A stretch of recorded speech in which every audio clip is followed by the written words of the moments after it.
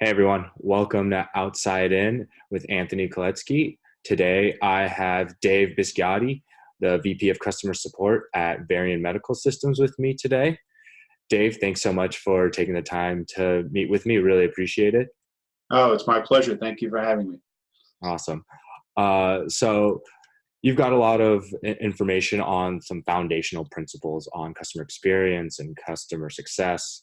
But there's a lot of, to jump in, there's a lot of confusion between the two of customer success and customer experience. Can you share how the two are different?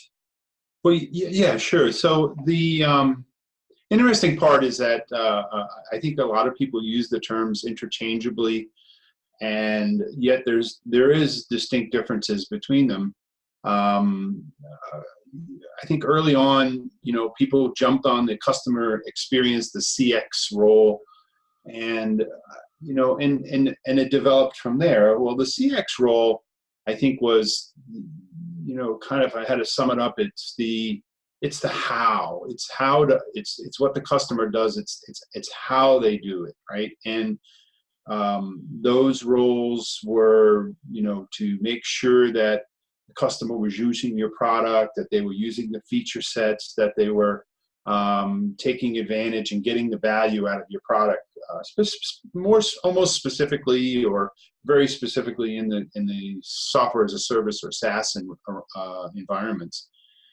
Customer success is kind of the why. It's the broader perspective of that, and it may include a CX role or component. They look at a very broad spectrum of the customer. They look at how the customer is, what business outcomes the customer is expecting, what makes them successful. And then tying that back to your business models, to your business objectives and your business outcomes, and seeing how you can align the two. So a CX person may be part of a customer success program or of a customer success model, but I just, sometimes I hear the roles used interchangeably, and I don't know that that's 100% correct. Awesome. Thanks for clarifying the difference. I know a lot of people can come in and combine the two, a lot of industries, how they do it. What I would love to transition to is kind of like some trends in customer experience. So I've heard many times that if you talk to 15 different people, you're going to get 15 different answers on what a customer experience is really like. So while there are many trends in customer experience, can you dive a little deeper as like, what are the foundational principles that needs to be applied for that? Yeah, and it's interesting. I mean, these may sound very classic and traditional. I mean, in the grand scheme of how do we take care of customers, but it's very, very simply. I mean, I look at it. It's involved. I mean, basically, all of those roles, all of those aspects of customer experience, customer success, they all involve understanding the customer's business, understanding the customer's objectives, their business outcomes that they're trying to achieve. It's understanding your business. It's understanding how your business functions do align with the customer, and how you can relate the two, how your products and services can be valued by a customer, and how you can help steer them to get the most value from using your products and services to help them to get to their business outcomes.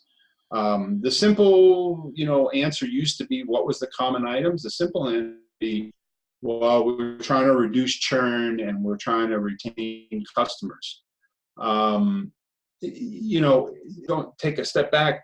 You have to kind of think about, where did most of this come from? It came out of the SaaS world, the software service environment, where customers flip very easily and change which provider was. So the customer experience and customer service role, customer success roles came out of that world. So the two core fundamental things was, we want to reduce the flip, we reduce the churn, we want to retain those customers. Oh, and also we want to expand their consumption of our product. So today, the roles, the customer success roles, have expanded beyond those core SaaS businesses. It's and just technical technology companies. It's becoming more commonplace across a much broader spectrum of companies. What I like to do to kind of put it all in perspective is use an analogy that I read, and I'm trying to remember where I read it, but it was an analogy back to farming. And we used to be in a hunting mode. We'd send salespeople out, and they'd go hunt, and they catch their catch for the day, or they secure that customer, and then they were done, right? Well, today we look at it much more like farming. We want to look at the full spectrum of what we have to do. We have to take into consideration that we have to prepare the soil, we have to plant the seeds, we have to make sure there's enough water and sun and nutrients, and then take care of those crops till they grow, and then harvest the crops, and then go back and re-prepare the land because you want to re-harvest again. You want to go through that cycle again. Well, that same analogy is what we do with our customer success and with our customers. We want to make sure that all those steps along the way, whether the onboarding and the adoption cycles of using our products, make sure they get a maximum return or harvest out of that product. And then we want to go back to those customers again and expand what they're potentially purchasing or utilizing from our offerings. So I mean that's how those two analogies kind of tie up. So if you ask me what's a fundamental principle, if you think about farming and what it takes to do that, those are the fundamental principles of customer success. That's a really good example. And now you mentioned like looking at the whole horizon, really understanding that. I imagine that takes a lot of good leadership to be brought in. How would a company come into play here with a leadership standpoint and bring in a leader to apply these principles? Well, I think most companies acknowledge the value of CS, right? They of customer success. And a lot of companies today have that function is already established. It is established, and it's kind of taking form. This is a relatively new area. Probably the last 5 to 7 years we're starting to hear about it. But one of the things when you bring in a leader, let me take a step back. I think what you shouldn't do when you bring in a leader is minimize what the strategic importance of the role of the function is to the company. You don't want to minimize it. You want to make sure that it has equal understanding and importance across your organization and across all the different functions in your company, right? So when you bring a leader in, one of the things that they should be focused on is achieving that strategic importance or communicating it equally across your organization. If you expect a person to come in and be successful without defining a clear cross-functional operating model across your organization, that's a recipe for a low or very marginal success. So they have to come in, be a very, very strong leader of that project or of that function in your company, and they should communicate equally across the strategic importance of what they're doing, and it should be agreed to and understood across those functions. When you look at a lot of companies, there's been some surveys that say that having CS as a strong strategic priority, as considered as the board, does the board consider CS a strong strategic priority? And less than a third of them probably will say yes. So there's a gap. There's a miss right there already. And then when you read a lot of company official publications, such as like annual reports, it's hardly even mentioned.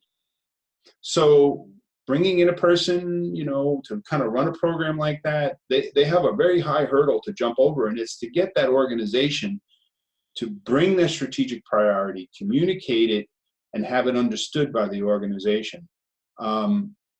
Gaining the board acceptance and the acknowledgments of this, and by the senior executives, the C-suite, will help facilitate adoption across all of the functions in that company. Ultimately, I think that, for the function to reach its full potential for customers and the company, you have to elevate that vision. You have to empower the team. You have to make sure that they are able to achieve their objectives and communicate them well and be well understood across the organization. Awesome. And you talked about communication across the board and making sure everyone is on board with this. And I think that's really interesting as like a starting point. But are there any mistakes that corporations make when they bring in a CX leader? Well, I think it's underestimating, what that person is going to do, right? So like I said, that person comes in, and one of the first things I think they need to make sure that they do is get acceptance by the corporation, get acceptance by all the senior leaders of that company that that person is going to actually accomplish a well-agreed objective.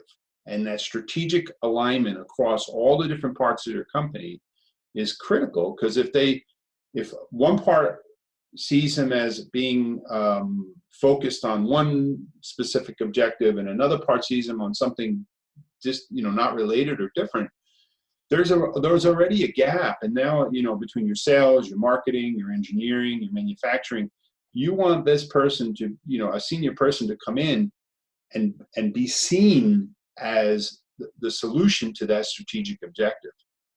If they underestimate that or don't push to accomplish that, both internally and then across with your customers also, I think what you immediately have a disconnect in what this role or what this function will provide your company. Yeah, and that's a good point about how, like, if there's a gap, and that's because some people don't always have the full buy-in. How would somebody go in and change that if you got that disconnect and someone's bought in a different department, they're not invested yet? How does someone go in and make those changes?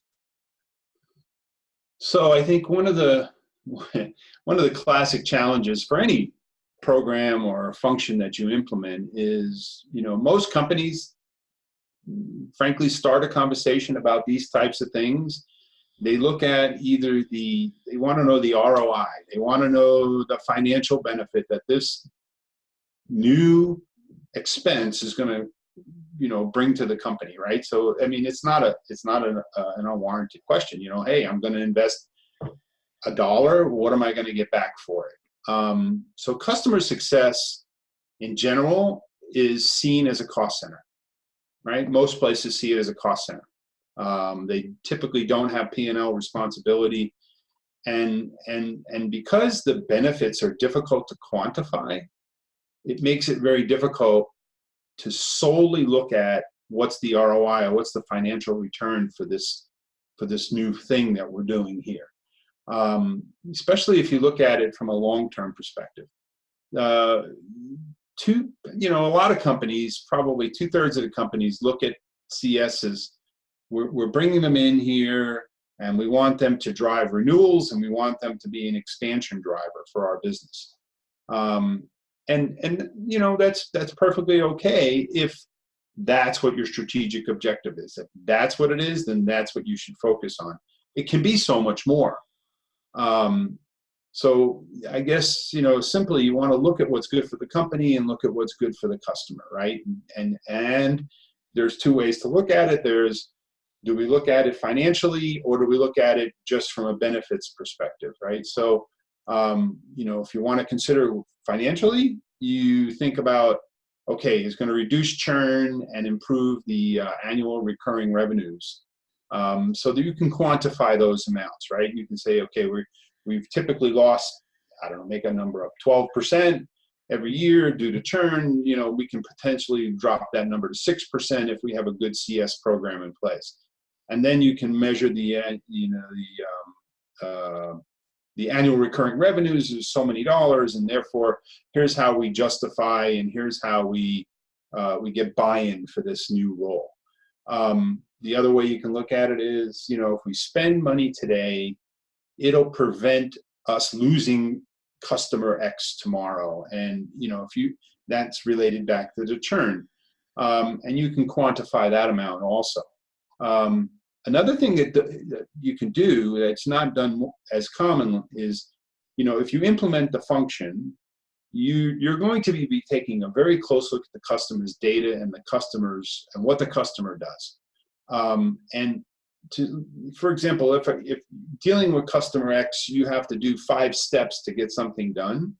If you can reduce that to 3 steps, because now you truly understand what it takes to do that, make the customer satisfied and successful in that function, you've improved efficiency, you've removed 2 steps. So therefore, it's a savings internally to the company because you've reduced labor overhead, and you've also made that customer happier because, frankly, they're not having to wait for the 5 or 6 steps any longer. It's getting done more efficiently and quickly.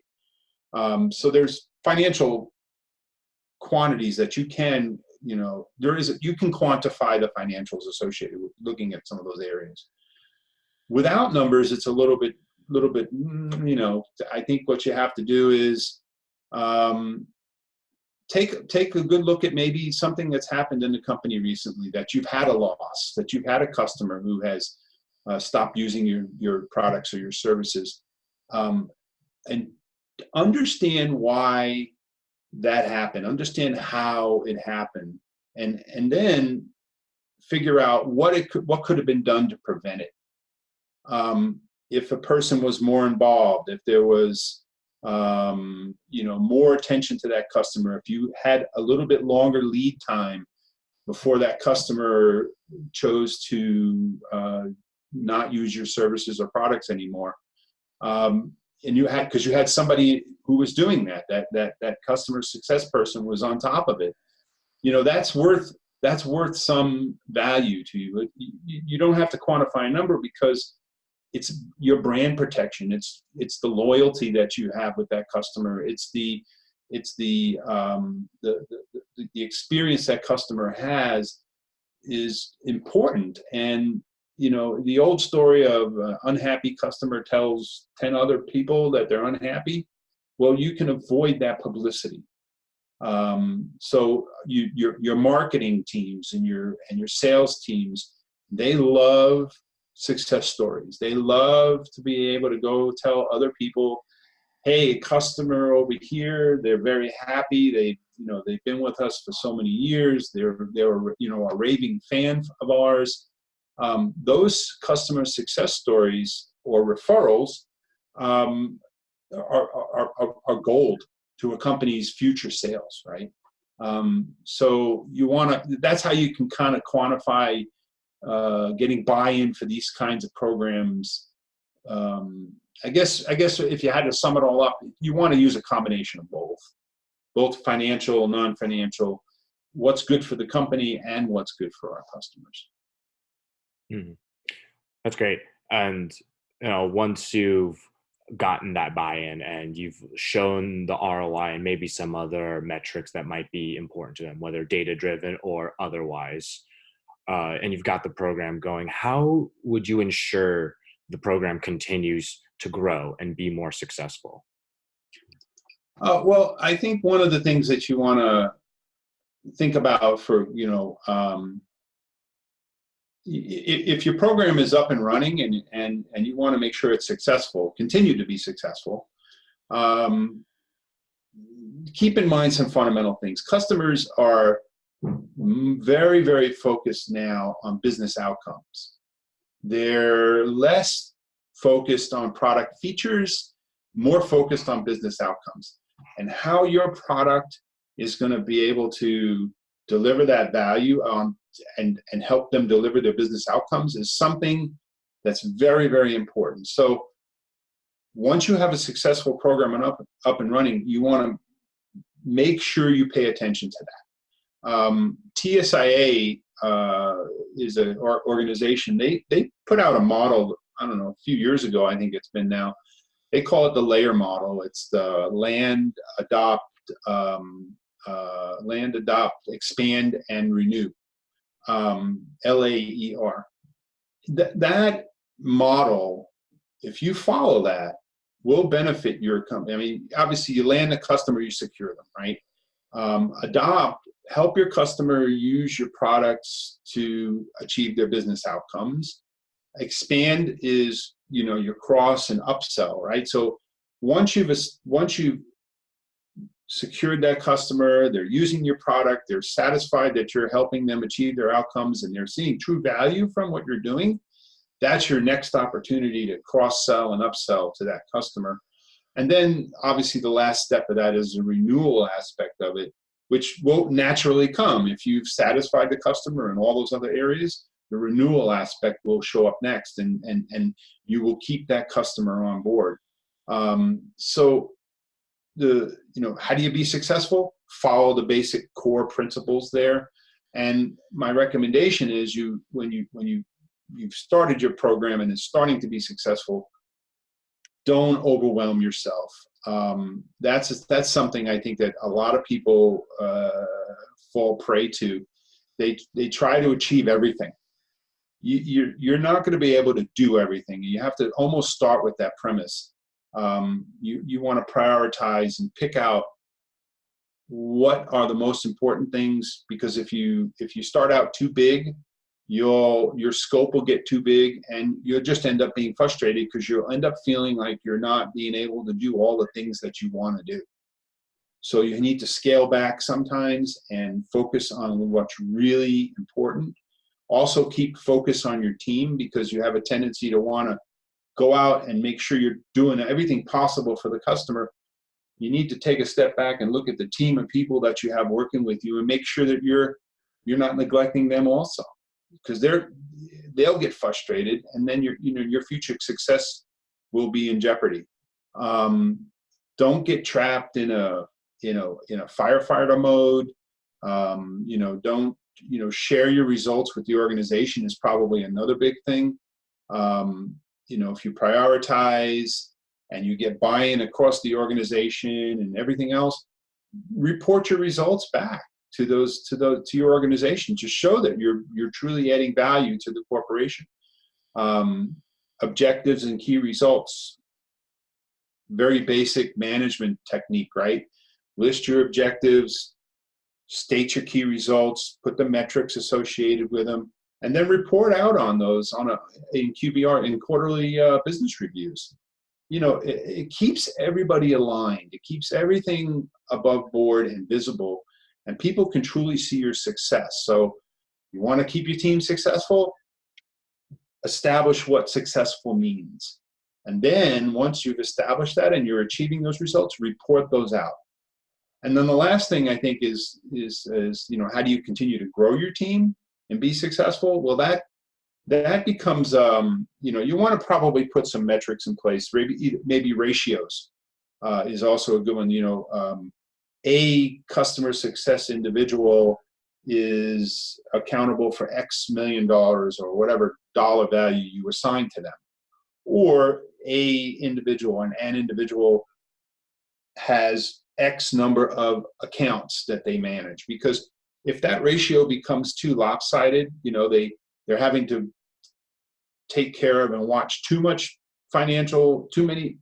of a financial objective, or have to take care of too many customers in light of this program, they'll become overwhelmed. And then what will end up happening is you'll have the results is that you're going to have too many customers, and none of them are going to be very happy. They'll all be marginally happy, and then you've just defeated the purpose of your program. And I think the last thing you probably want to pay attention to is how do you continue to build your team and be successful, is to know your products.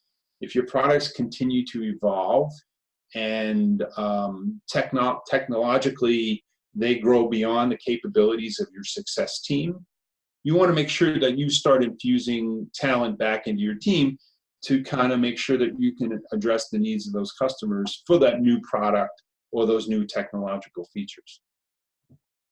Awesome. I loved how you brought up like sharing your ROI and sharing your metrics of success to the rest of the team.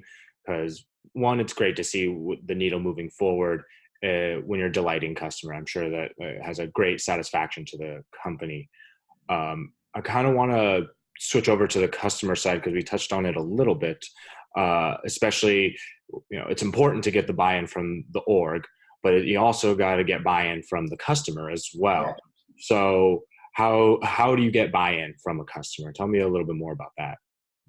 Well, almost instinctively you would say, well, that's the easy part, right? Because, and I have to qualify that, but there's a caveat there. But that might be the easiest part, because if you ask a customer, hey, are you going to agree with me that I'm going to give you a lot of attention, a lot of focus, pay attention to your needs, make sure they're getting satisfied? Oh, I mean, if basically say, hey, is it all, the customer goes, it's all about me. Yeah, I think this is great. So getting their buy-in on the surface is probably pretty easy.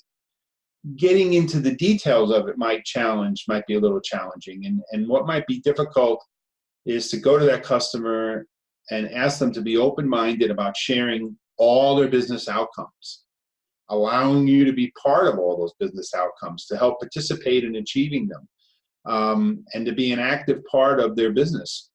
You almost have to be cautious, because they're going to, once they let you in, you want to make sure you're not overwhelmed and then you're unsuccessful helping them do what they're asking you to do. So you want to prioritize things with them and be clear. And I think I mentioned this before, you want to be careful of being that one-trick pony, because while they may say, okay, here's the 10 things that I would like you to help me be successful in my business outcomes, and you're saying, okay, I can do all these things. If you get pigeonholed into one of those things, and it's almost like a conditioned response. Oh, when that happens, I call Dave. When this happens, I call Dave. And you'll get sidelined into focusing maybe too much into that one area. So, prioritize them, meet with them, establish your worth with them very early on, right? Put some tools in place. If you can automate some of the data acquisitions, it'll help you eventually too. It's beautiful when you're able to call the customer and they don't have to call you. And if you're looking at their usage tracking, if you have issue visibility, you develop scorecards for these different customers, and you can quickly assess, are they achieving all their results? Well, and if you see an area that keeps falling short, you go back to the customer and say, I think we need to focus here because we're not meeting this particular business outcome, right? So they would love to do that kind of stuff. And then if you can set up tools to automate some of that, that'll be huge value to that customer. And you also want to participate in their quarterly business reviews. So this is probably a very strong point that I'd like to make. If you can become a valuable asset in helping them plan their future and helping them be successful as you work toward it, that's amazing, because you go to internally, you go and you understand your marketing plans, you understand your product roadmaps, right? So now you're armed with that information. You go to the customer and then you understand their business mapping and what their future outcomes, what they're trying to achieve. And if you can line up the two, that's a home run right there. That's really going to get that customer jazzed about your involvement in their business in general. So attend their QBRs and see if you can get on their agenda. You want to make sure that you're able to, once again, communicate out your successes to their organization, because they'll value that you're now participating and helping them achieve those goals. The greater the asset they see you, and the more that you ensure their success, I think the more dependent they'll become on you, and you'll become a normal fixture in their business. And ultimately, help them continue through the present, and always have them looking to the future. And if you're part of what they consider the future, you've just secured your business for the future also. That's awesome. I think that you kind of brought it up. Like you got to be more than just a one trick pony. You got to be able to really get in there and really understand their business values and see where their problems lie, and be that resource for them. But I know oftentimes, and you kind of touched on this, oftentimes customer success or customer support might even be seen as just a problem solver. Like, I come to you, I have a problem. I have a problem. Can you expand a little bit more why it's important to be more than just the problem solver for the customer and not be boxed into that area? Yeah, sure. Um, you know, just to kind of recap it's easy to get trapped in that firefighter mode, especially if they see you as that one-stop quick response to a specific problem that they're having. It's a pain solution relationship, right? And it becomes it becomes a reinforced behavior with the customer. I think it's not uncommon that they can be having a service issue, and while it's great that you can help them resolve that service issue, it you don't want them to look at you only to be able to do that, because you'll miss out on all that other stuff we talked about, helping them build their business to move to the future, to have your product or services become a critical or an intricate part of their future. If you're only looked at as being able to provide them a service solution, like it's broke, I call Dave and it's fixed. And if that's the sole realm of your relationship with that customer, if that's what they see CS or customer success as, that's all it'll ever be. So you want to remember, you want to try to build an emotional relationship with that customer. You want to build that loyalty, the brand loyalty. Maximize their return on their investment. Show how you are going to help them achieve that return on the investment they made purchasing your product or services. And if you do that, and you do it across a broad spectrum, they'll value you much more than just being the break fix guy. Because, well, I mean, very simply, customer service is that. I mean, you probably already will have a customer service function, a field service team or whatever. And they're a reactive team. On the surface, that's what they are. They're a reactive team. It's, we used to use a term, account managers, right? We used to have, and I know it's kind of may still be a very common term we use, but it's kind of considered more of a reactive mode. Once they've landed the customer, once that customer is on board, once they've got their attention, these account managers were designed to just go over there and make sure that when things weren't right, that they helped kind of keep things moving and hopefully ultimately secure that next purchase or that next renewal. But they were mostly reactive, along with customer service. Customer success is going to be that proactive mode. You want to be able to go in, like I said, situate yourself so they not only look at you as a solution in the present, but you're also a solution for their future. So you want to balance those contributions that you're making across a full spectrum of their business, not just in one area, because that's when they'll look at you as being a true value generator for their business. And you know what? Once again, report. Go into those business reviews, both internally and with your customers, and report out your results. And you want to show that you're diverse, that you have diversity in helping them achieve all those different areas of the business, both internally to your own company as well as with that customer. And I think if you can achieve that, then you'll be looked at as much more than just a problem solver for a technical issue. You'll be looked at as a true asset to their entire business. Wow. Thanks for that. And I think we're at time here, but thank you so much for sharing the insights on both the org side as well as the customer side. I think these foundational principles are incredibly important for a lot of people out there. Is there anything else you'd like to add for a? Well, I think just in general, I think, we're at the beginning of a new era. I think we're seeing incredible growth in these areas of customer success. LinkedIn and places like that are rating this as one of the uh, top 3 jobs that have huge potential going forward.